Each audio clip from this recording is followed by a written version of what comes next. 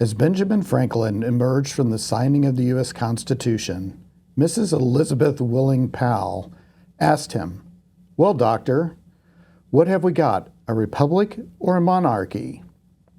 "A republic, if you can keep it," was Franklin's response. For 236 years, we have kept the republic that Franklin and our founders left us. But is it faltering?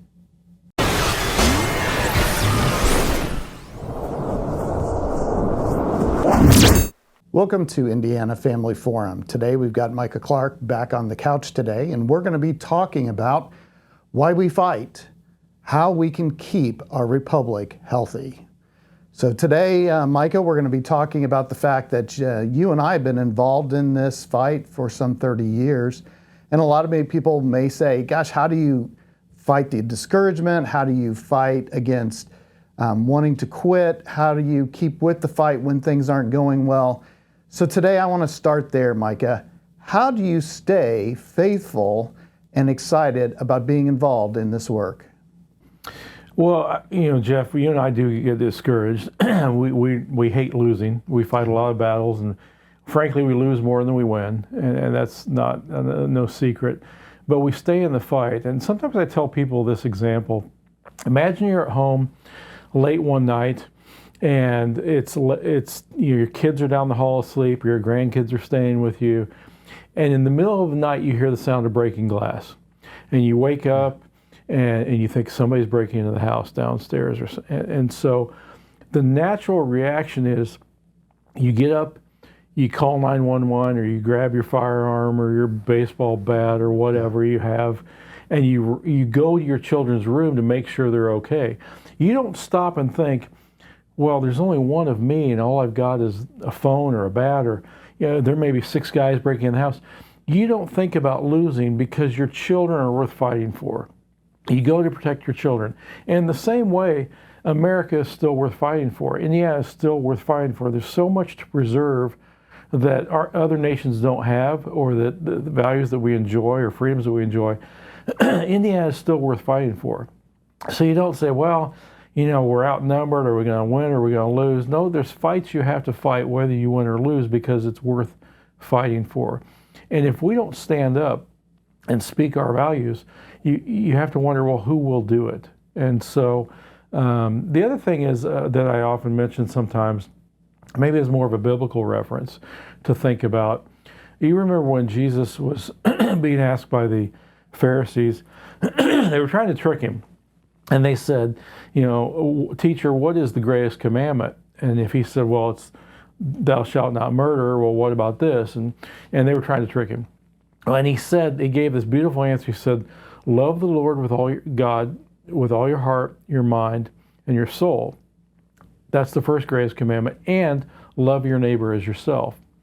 So we're called to love our neighbor as ourselves. We can't love our neighbor if we don't care about what's going on in the world around them. Every time we see a headline about overdoses coming from the border, that affects people around us. Crime affects people around us.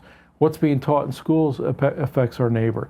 Even though we may not have kids at home, or maybe we homeschool or private school, it still affects what's going on in the culture around us. And that affects our children regardless of where they're schooled, or even if we have children at home. The culture affects us. So to truly love our neighbors ourselves, we have to be concerned about what's going on around us. So those are 2 things I often mention to people. We have a duty to fight. We have a duty to stand up and speak out, speak the truth. And we do it, 1, because our values are worth preserving, and 2, because those things affect people. Every bill that goes through the legislature affects people. Now, we don't address all of them, but those that affect our values are ones that we stand up and speak out for at AFA of Indiana. We've got a long record of winning, even though as I said, we lose more than we win. There are over 1,200 bills that are going to be filed on January 9th when the session starts. And only about 200 of those will make it to the governor's desk. And out of those, there may be a dozen that we really care about, that we can get through their positive public policies. But those things are worth fighting for. Just this past session in 2023, we passed a bill to protect children from gender transition surgeries that mutilate them, that change their life forever, that carry all sorts of risks for them. We had bills about what's taught in school. We had a bill about religious freedom that didn't get a lot of attention, that protects pastors' rights to speak on human sexuality. So there were many victories we had this session that, had we not spoken out on, the culture would have got worse.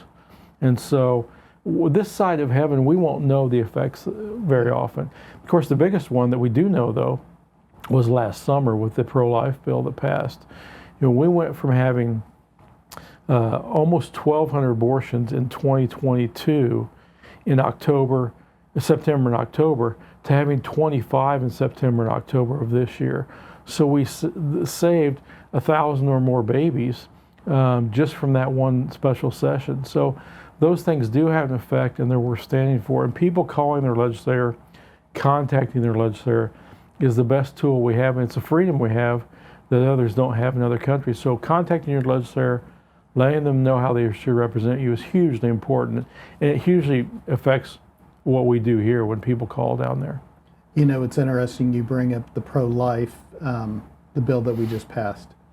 This is something that, talk about staying in the fight, and the perseverance to stay in the fight. And when it looks like the odds are so monumentally against you that it's never going to happen, that bill is actually the culmination of a lot of people who have spent well over 30 years. Eric talked about being involved in that same fight for up to 40 years.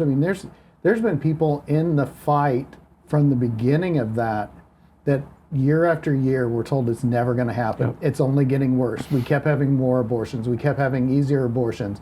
We kept seeing expansion of abortion. But then one day, because we were diligent and stayed in the fight, the opportunity came. Yeah, it took 50 years from 1973 to 2023 is 50-year battle. It's much like the slavery battle. It took 50 years in England. It took a long time here in America too. But the thing that I think people need to remember is we are called to be faithful. We're not always called to win. But when you stay in the fight, and people say, well, but the abortion issue, we're losing on that front in public opinion. Well, that's what the media is telling us. But if you look at polling about specific issues, do people support late-term abortions right up to the day of delivery? No. Vast majority say no. Do they support tax dollars going to pay for abortions? No. Do they support parental consent for minors so parents know if a child's having an abortion or being transported to another state? People don't support that.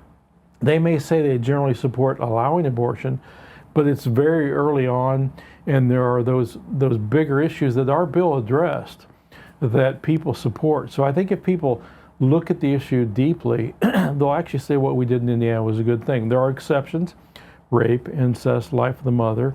People generally understand that, but those are less than 1% of the abortions that occur.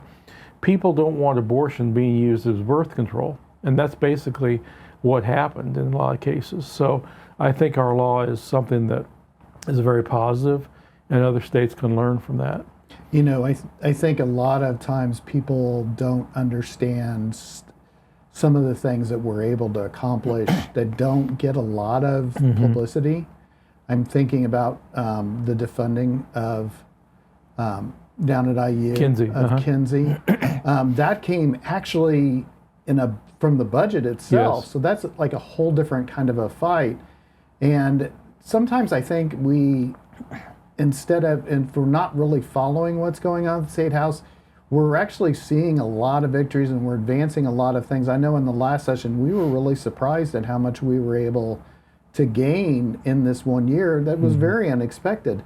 But again, if you're not in the fight, if you're not there every year, if you're not there every day and being willing to make calls down, when those opportunities present themselves, we don't have much of a chance to make major changes, do we? No, in fact, I remember a meeting I had last year, earlier this spring in the 2023 session with the Speaker of the House. And he was talking about the speakers, there's only 50 of them in the 50 states, one per state. So a lot of these guys know each other. And he knew the speaker in Florida. They were friends, and they talked from time to time. It was kind of a funny story. Everybody was paying attention to Ron DeSantis and what was going on in Florida, which was some great things. But our speaker was like, we did that last year. Look at what we did. You guys passed a 6-week abortion ban. We passed an abortion ban from from conception, except for certain circumstances. So Indiana actually has led the way on certain things, but not gotten a lot of attention for it. And that only happened because people stood up and made their voices heard. You know, there may be people out there who are saying, you know, coming into this election, or do elections matter? You know, and a lot of that is driven by looking at what's going on in Washington, D.C. Right. Whereas a lot of our focus needs to be on our states, because a lot of the really, like you were talking about in Florida, some of the new kind of agenda setting things are happening on a state level now, more than on a federal level. And really, as a republic, I mean, that was one of the things our founders wanted to see. They wanted to see states lead the way and the federal government to follow, not to lead the way. Mm-hmm.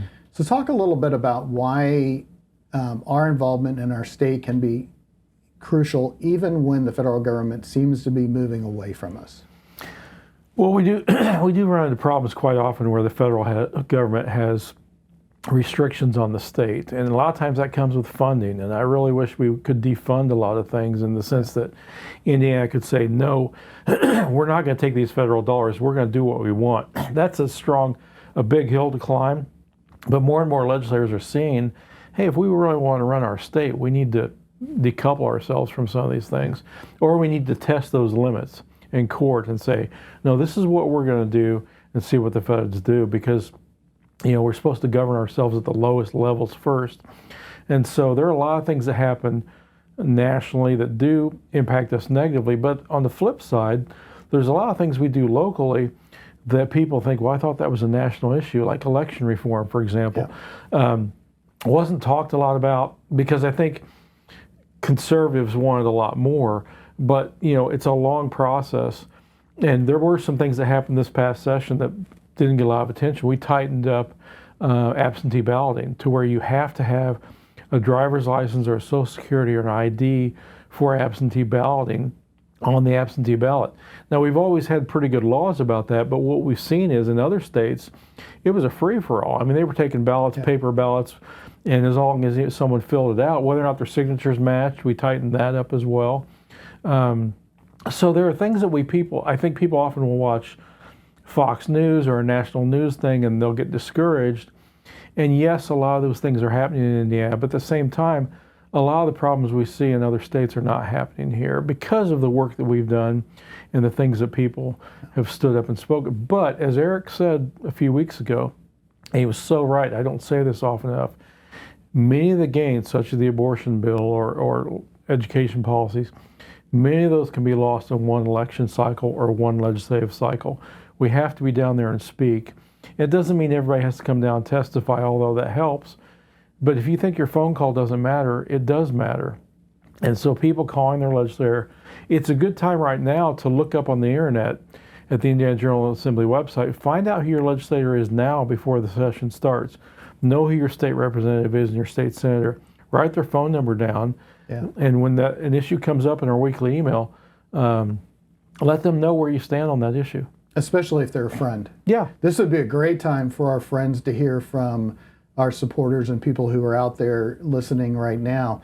Call those legislators during the holidays and say, you know what, I'm really thankful this year for the fact that you stood firmly for us and on our side for the voters in the state of Indiana and for my values. It probably would really surprise them. It would buoy them and get them excited to support what we have this coming year. Because they're very rarely thanked. Yes. Legislators get hammered all the time, and why didn't you do this, or why'd you do this? They very rarely hear thank you. And it means a lot to them when they do the right thing, and we thank them. Plus, this is an election year we're going into, so they're especially sensitive to certain things. And hearing thank you, you're doing the right thing, is a great message for them to hear. You know, one of the other things, and we're going to hear more about this next week in our special for Christmas, talking about the first Christmas, which is going to be a little different than people are maybe thinking of the first Christmas. You're thinking the first Christmas, but no, the first Thanksgiving. But we have wall builders and the Bartons talking about what happened with George Washington and Valley Forge and that battle that happened around Christmas. It brings in one of the things that we don't talk enough about, I don't think, Micah, and that is the fact that God's being on our side. And that he can take the work that we do, the little bits that we do, the calls that we make, and he can change hearts and minds, which also brings us to the fact that we should be praying for our leaders, even those who we don't agree with, because minds can be changed in ways that maybe don't make sense to the world by God's providence. And oftentimes it's just one or two people, because people think, well, we have to get 51 votes in the House or we have to get 26 in the Senate. But oftentimes you really have to get 6 or 7 votes in a committee. Once it gets to the floor, on a lot of our common sense issues, they fly through. The key is getting it to the floor out of committee, which is a committee of 7, 9, 11, 13 people, depending on the committee. So that often means that hangs on 1 or 2 votes, to get a 7 to 6 vote or something. So swinging 1 or 2 people, and once the bill gets to the floor, a lot of times it will sail through. Yeah, and I know a lot of battles that we fought has been over 1 or 2 votes. Yes. In a committee. Yes. Well before it gets to House vote. And then it'll get to House vote and it goes, all of a sudden the same people who vote against it in the committee vote for it on the floor. Right, right. And there's a lot of people who may vote no in committee, but they'll vote on the floor when it's recorded and everybody's watching. But if you've got one legislator, that really means 15, 20, 25 calls can swing that one legislator to vote to get a bill out of the committee onto the floor where it will pass oftentimes because that's a recorded vote. A lot of people don't look at committee votes. And the recorded votes are often what comes up in election time. Yeah, exactly. We're entering the end of the year. We don't talk a lot about asking for money, but that is for us to be able to accomplish watching and being watchdogs down at the State House, it does require funding. Yeah. Talk a little bit to our audience here as we enter the year end about that. December is very critical because, like most nonprofits, people think more about giving. The last month is a huge month for us. We don't have an enormous annual budget, but we need about $40,000 to $45,000 to come in by December 31st. So every gift counts, and it helps us start off when the legislature starts from a position of strength, because the way we run our budget, or a lot of what we bring in December, is carried over into the next year, and it helps us with a lot of the activities we do at the State House. So giving right now in December is beneficial tax-wise for the donor, but it's extremely important for us because it's when we get about 20 to 25% of our yearly gifts come in the last quarter. So your gift today would be huge. Thank you for joining us on today's Indiana Family Forum. If you'd like to make a donation to the American Family Association of Indiana, you can do so by clicking on the link in the description or by going to afain.net. That's afain.net. From all of us at the American Family Association of Indiana, have a great weekend.